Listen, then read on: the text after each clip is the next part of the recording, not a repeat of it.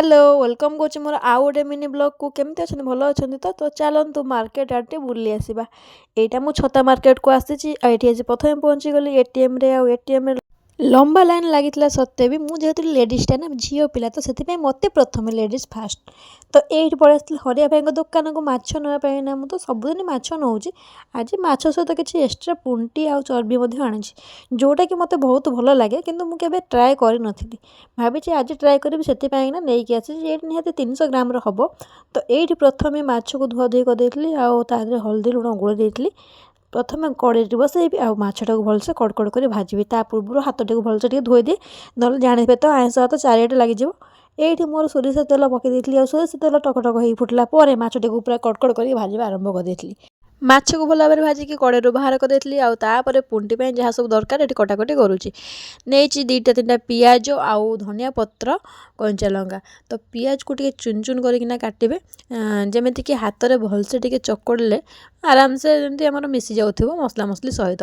तो एबे गोटे बड़ पात्रटा नहीं गली ताधे पकईदी पुंटी जोटा कि आगुरी हल्दी आ लुण गोलैकिना रखी तो से पकईदी धनिया पत्र आउ हल्का हल्का जो काटिक रखी ना पियाज तो ताकू भी मध्य पकईदेली आउ से पकईली कंचा लंका कंचा लंकाटा आपड़ी पसंद थी राग खायापी पकेबे ना ना ये मुझे बेसन आउ नहीं काश्मीरी चिल्ली मत टे राग जेहतु पसंद तो से अधिका नहीं जाती आ सहित टे मीट मसला आउ टे गरम मसला टे चिकेन मसला आउ शेष देती कॉर्नफ्लोर जोटा कि पूरा पूरी अल्प टे तार भागटा तापर भलसे पूरा ये मिक्स करदे हाथ में पानी जमा भी देवेनि ताको भलसे पूरा हाथ में मिक्स करदे जमीती कि सब मसला मसली चर्बी सहित मिसीज तो मुझे कौन करी ना तेल कड़े गरम करी तेल कड़े गरम कलापर छोट छोट सैज्र पदार्थ पकईली आ पकई सांगे सांगे घोड़णी घोड़ी देती कहीं यहाँ निहाती छिड़क ना फुटका करदेव तो गैस फ्लेमटा पूरा सिम रखिए और हल्का हल्का छणाछणी करेंगे